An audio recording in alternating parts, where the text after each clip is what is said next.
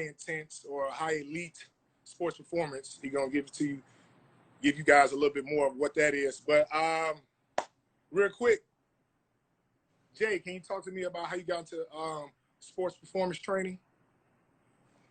Well, first off, Ernest, thanks for having me. For those who are listening, joining in, hope everybody is safe during these tough times and everything. Hope your families are safe and everybody doing the right thing to help get back to some type of normalcy. So my blessings go out to all the audience, even yourself, Ernest. But to answer your question, to tap in how to kind of get into this whole sports performance thing, try to make a long story short. When I was in college, as a student athlete, a lot of people don't know, I was a pretty solid baseball player. Football was my route. And so when I started my journey as a student athlete at Iowa State University, my strength conditioning coach, a guy named Matt McGadian, he'd been around for a long time. He had always said that, if things don't work as an athlete on the next level, I think you be able to make a good strength conditioning profession. And at the time, I wasn't, like, okay, Coach Matt. But even though my degrees was in something totally different and all that good stuff, and when I got to LSU for my master's program, I finished that and tried to continue to pursue the professional route as an athlete. Things started to change. And so I had sent him an email, and this time he was at the Air Force Academy as the director of conditioning. And I said, hey, Matt, I'm kind of at a crossroad right now. I don't really know what to do. I know I got my bachelor's of science, my master's of science, and all that great stuff, but I still want to be part of sports. And he was like, well, with a sports organization, it's just more just being an athlete. Somebody got do the strength conditioning, somebody got to do the athletic training, somebody got to be the player director, somebody got to be the assistant here and there. And he said, but like I told you, Iowa State, I think you'd be a good strength conditioning profession. So once he said that, I said, okay, let's go ahead and take this journey. And after I left LSU, graduate school, I got to the Dallas-Fort Worth area for a couple of years. And in 2009, I got a call from Oakland Raiders. And this guy named Brad Rowe, who was a head strength conditioning coach, and his assistant head was Chris Pearson. They had called me, and they said, hey, why don't you come over to Alameda to the facility and all that good stuff. And they were like, hey, let's meet. And we talked and everything. And Ernest, now we 12 years later. 12 years. It's just what it is. And don't get me wrong, it's behind the scenes, it ain't that easy. Don't get me wrong. But that's just how I got into it. And the thing was that I didn't want to just be someone just doing it. I want to, be great at it. You know what I mean? It was a lot of stuff. And for those who are listening, it's more to just being an athlete. It's a lot of things could take off in the sports arena. And I said, well, things started changing from athlete. I put everything, my time, my hard work. I just didn't, I didn't cross that barrier. I got real close, just didn't cross that barrier. I was like, well, got my degrees and stuff, because you do got to have a degree in this profession. And he was like, let's go ahead and get you set up. So when I got to Oakland, Brad Rowe, who's now at the University of Tennessee, he was like, man, I think one day you're gonna be real good at this. And I listened, I just grind, man. And now we're 12 years later. So got started off with that, and Oakland Raiders for 3 years. And I was also in Oakland, had an opportunity to work at the NBA Summer League over there. And then after 2011 season, Hugh Jackson, things changed with him as our head coach. And of course, I got off the MLB, Major League Baseball, with the New York Mets. And from that standpoint, I've been MLB since 2012. And then recently, 2 years ago, I'm back on the NFL side doing consulting work, and still tapping in on both sides of the profession. And now get opportunity to work with some of the best athletes in the world, not just local Chicago, throughout the Midwest, but throughout the whole country. And I've been privileged to work with some of the best top athletes, men and women. And I just want to be great, man. I didn't want to just be okay or great. I want to be, the guy to say, hey, he put his time in. And I humbly say that. A lot of people think I know everything, but I got mentors been doing for 35 years. One of my mentors locally, Alan Thomas, he helped in a lot of facets. Shout out to AT, Brad Rowe, Matt McGadian, Chris Pearson, all these wonderful individuals. And I was able to take all that knowledge, and when I got here in 2016 with the White Sox, as you stated earlier, I was able to touch a lot of lives, not just from the strength condition standpoint, but be able to touch and inspire to motivate physically so they could achieve their goals, whether it's college or get drafted. As you know, I got a lot of guys got drafted since 2016. 57 guys got drafted since 2016 on my watch. So hold on, Coach Jack. Can you say that again? Because I got a couple people who just joined it, but How many athletes drafted? Since 2016, 56 and counting. This year, maybe be another 9. So we'll see, man. So, okay. And I'm a behind the scenes guy. You know me, Ernest. I don't talk a lot about. I just let my work. But I'm proud of that, man. And like I say, it's not me. It's just the young student athletes better touch their lives and get them some type of direction to be great, not only on the field but off the field as young men and young women.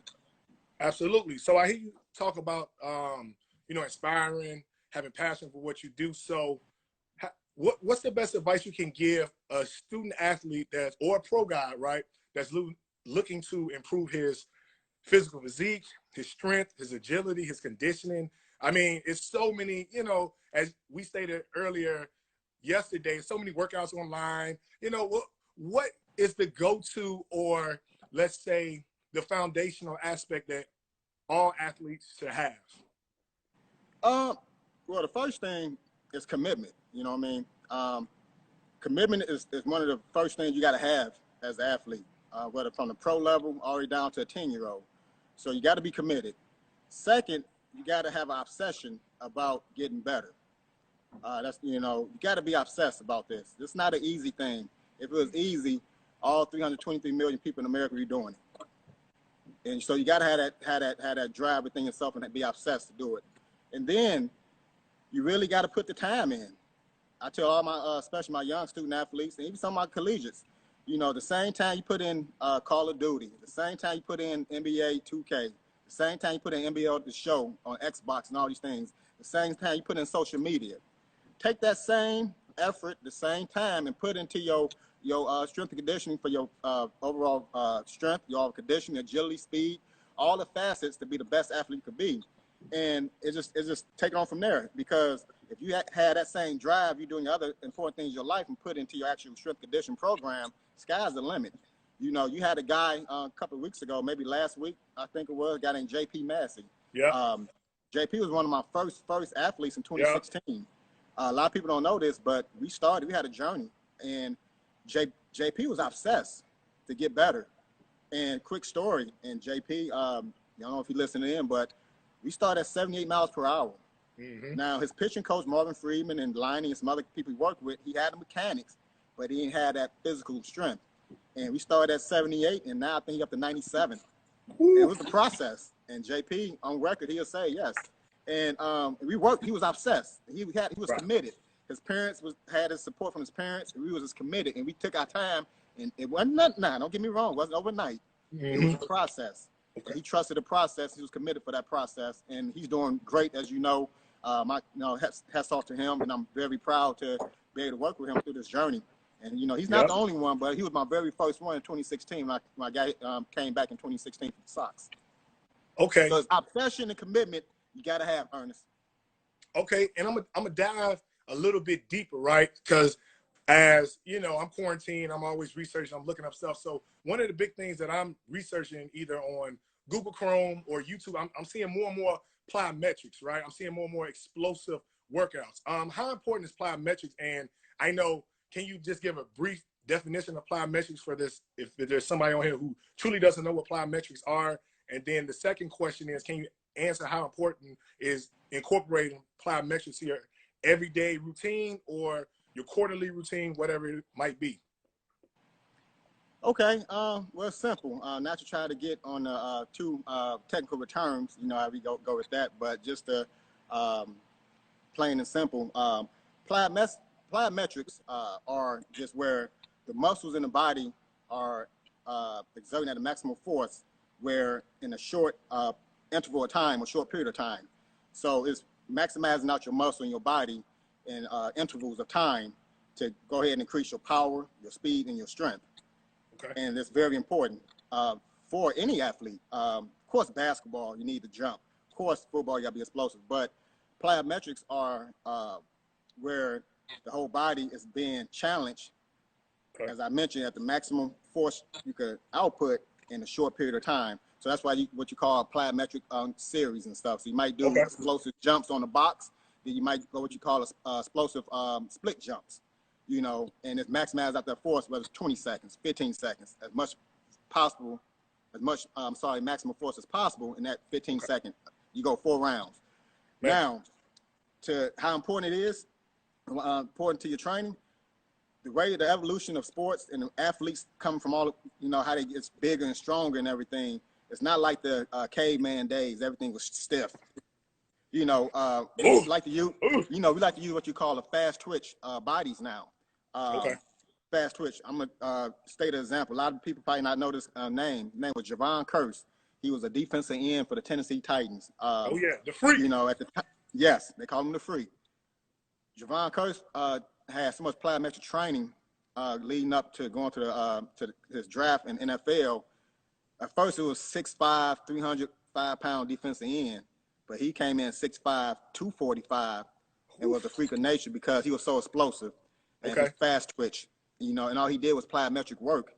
And he was the guy that ran a 4.41 at 6'5", 240 plus, and he was a freak. And then what happened, that he changed the whole game of that position. And now all the other guys come up his path and big SEC and all that, they was able to add these type of training methods. And so whether you're a 10-year-old or even you're a draft pick or in the pros now, plyometric, you don't want to get away from that because that's going to help keep your overall fast twitch. Because you don't want to be a slow twitch athlete. You want to be a fast twitch. Man. So make sure you get it in. It could be some simple as box jump for my beginners. Okay. As you get older, you could progress, you know. And that's something, you know, if you want to get more information about that, you can always inbox me and I could kind of lay some other things out, you know. So, but that's important to plyometric training, just to try not to go in depth. There's more facets to it, but due to time constraints, you know, I can talk all day, Ernest. Yeah. So now let me ask you this. I heard you mention, Javon Curse. So I've seen and I've witnessed myself, you had Major League Baseball guys, you had NFL guys, you had the NBA guys. Is there any difference in their workout? And if so, how? And what I should say is, what's the similarities and what's the differences between those three? Good question. Well, here's the thing, all right? Let's talk about the similarities. One, the similarities, they all athletes, okay? That's one, all right? Another similarity is that they all trying to maximize out their body to perform their respective sports. So they all got the kind of same sport. So whether you have say for example, say you have a Ed Howard, that's a baseball guy. Say you have AJ McKinney, Lincoln Way, who's a football guy. Okay. All right. And let's say you have let's say Euless from Marian Catholic. Okay. All right. Now, the goals are the same, right? How can I be explosive? How can I do all these things? But here's the catch. As a professional, for me, I got to study the movement pattern for that sport, which I specialize in. So you got to do different movement patterns. So let's talk about baseball, for example. And, you know, baseball is a elongated sport, okay? So I'm going to bag up for a minute if it's okay, Ernest. Go ahead. I'm glad you dropping these jewels for the community. So baseball is, we're going to start from a baseball standpoint. So baseball is an elongated sport. So when you throw the ball here, where you hit here, where you hit here, everything is elongated. That makes sense? Absolutely. You know, outfield, crow hop. Yep. You know, pitcher, everything become long. Yep. As you know, as a baseball coach guru, you know that. So now, in them different planes, you have to train on different planes to get the maximum best out of that baseball player to carry over to the field. Absolutely. You know, baseball is also a rotational sport. Everything from rotation, backside, all that great stuff. So now, for me, I have to train and study that athlete for that sport, in which that's what I've been doing for 12 years, and I specialize in them different movement patterns. Football, AJ fighting right here in the backfield, everything go explosive, short distance. So now that's where the plyometric comes in, because now you're exploding, covering short distance. You know, you got to be agile. So AJ plays a slot. You know, he get open space, and now we got to do all this in here. In baseball, ain't nobody about to catch a ball at shortstop and be like this and this. They come in here and become long. Absolutely. Short and explosive. Football, boom, you got to really change direction. Plyometric training. Right? Football, short and explosive, and be able to last for about 8 seconds per play. So now they got different energy system you got to train. If it's a 18 play drive, 7 minutes, you got to sustain that from a conditioning. It's a different energy system. A baseball player may only last about 12 seconds, maybe even 4, depending how quick the ball is hit. Woo, this depends. Now, basketball, another athlete, it's a triple explosion movement. It's a lot of this. Boom. It's a lot of jumping. It's a lot of layups, Euro steps. Yeah. Now, you got to train that plane, which you ain't going to see a baseball guy doing Euros. No. So that's a different plane, different muscle groups. Not. That's a different muscle groups that's being worked. Pump fake, defensive slides, open it up, get to the spot. Boom. Jumping up, rebound. A lot of single leg jumping, all that. So now you got to train a triple extension movements for that to increase maximum force off the ground. So it's a lot of different, that's just examples. So that makes sense for us as the different sports and similarities. Hey man, this is why you're the best sports performance trainer in the Midwest. Y'all heard it? No, man. No, I'm not the best, man. No, I'm just a guy behind the scenes. So I just stay behind the scenes, man. No, brother, thank you for breaking that down. I'm gonna switch gears a little bit, because I hear you talking about the explosiveness. I hear you talking about the elongated movements in baseball. I hear you talking about the short, choppy steps in football. So can you talk to me about the diet? How important is the diet and nutrition aspect of the physical training? Yes. So here's the thing. I've been blessed once again to talk to, work with a lot of nutritionists on all levels and everything. And so the simplest thing, and one nutrition named Dr. Richardson, down in the Baton Rouge area, LSU area, works with kind of heavily. Here's the thing: as an athlete, I like to do the analogy of a Camaro SS. Okay, SS got a big engine, right? Right. Maybe 6.2 liters, right? Now, when you go to the gas station, you can't put 87 unleaded. You can't put 89 medium grade. What you got to have? 93 high octane. Premium, baby. Premium. So I preach to my athletes that you got to treat your body like a Camaro SS. Premium. Meaning that on the premium. Can you say that? Can you drop that one? Hold on, Griff. Drop that one more time. Drop that. Drop it one more time. I love that. So I like to use the analogy to my athletes, my male and female athletes, that as an athlete, your body is like a premium SS, a big engine. Takes a lot for SS to get woo, opposed to you know what I mean? That's the 87 unleaded. Okay. The premium is that the high octane only can go in your body. All right, to sustain and last. Now, 87, you can't put 87 gas into a 6.2 liter because it's gonna mess up the pistons. Gonna mess up the exhaust, get all that. So, what's 93 octane? That's your lean meats, high protein meats, your vegetables, your recovery, your supplementation of your protein shakes. Getting your 5 to 6 meals a day. Not no grease, not high sugar foods. I know a lot of young athletes love drinking pop. Cheetos with cheese on. No flaming hots. That's no flaming hots. If you're a gym baseball player, 8, 9, 10, 11-year-old, if you're a youth baseball player, please stay away from the flaming hots with the cheese in the morning with a pop. And that goes back to the discipline and the commitment I was talking about earlier with the training. So all your 80, that's 87. In this comparison, 87 unleaded is your flaming hots. 87 unleaded is your high sugar foods. 87 unleaded, and don't get me wrong, I love it. I love Hell's Chicken, but that's 87 unleaded. I love Wingstop. That's 87 unleaded. Okay? 93 octane is being able to finish off your training session, go refill your body eating lean meats, get your asparagus, get your protein shake, proper rest. All that plays part of your nutrition and diet. Okay? Because at the end of the day, those who got that 93 octane, you're gonna go a long time. That 87 unleaded, poor diet and nutrition, now you're subjected to injuries. Your body can't perform at a high level. Because as a student athlete, you got to sustain a 14 to 16 hour day, maybe 17. 6 a.m. wake up, go to class, be there for 7 hours to learn. Then you got to go to practice, another 3.5 hours. Then you got to try to go train, 2 hours. Then you got to go try to study. Now it's 10:30, 11, and guess what? You got to get up all over again 7 hours later. And you have poor octane, Ernest, you ain't gonna last long. And that's just ain't nothing I'm making up. Those are just the facts based off the facts and the truth of the matter. So for me, people say, well, Griff, how you stay X, Y, and Z?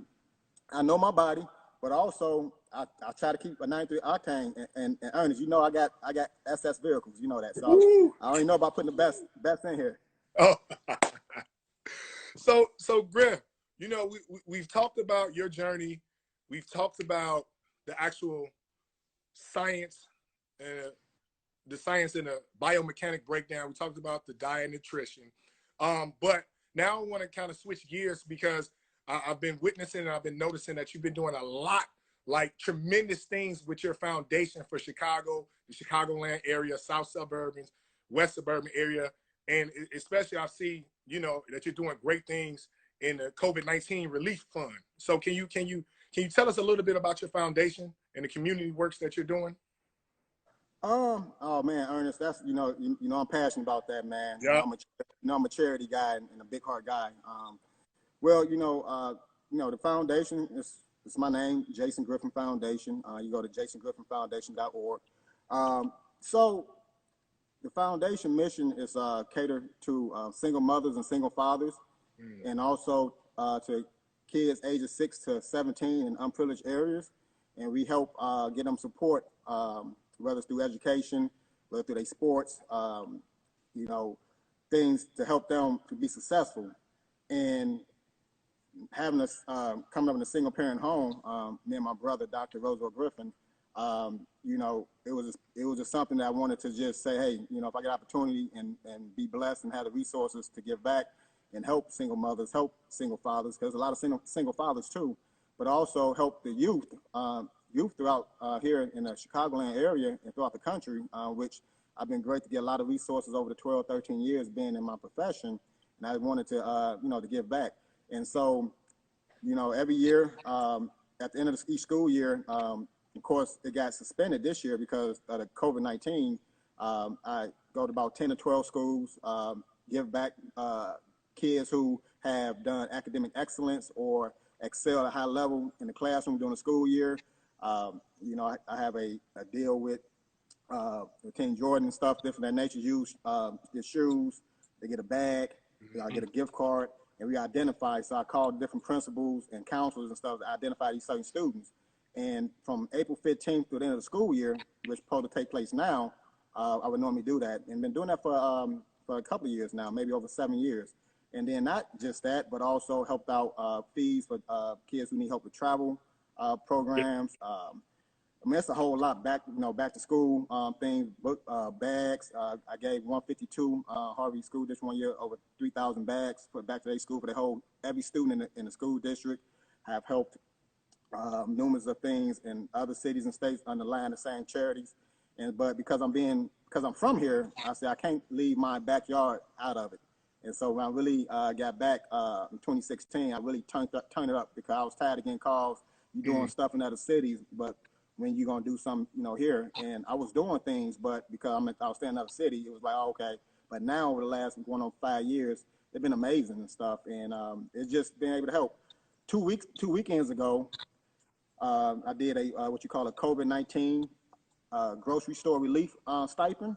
Okay. So we random selected 75 individuals based off zip codes in different areas, and we gave each one $105 grocery store relief stipend.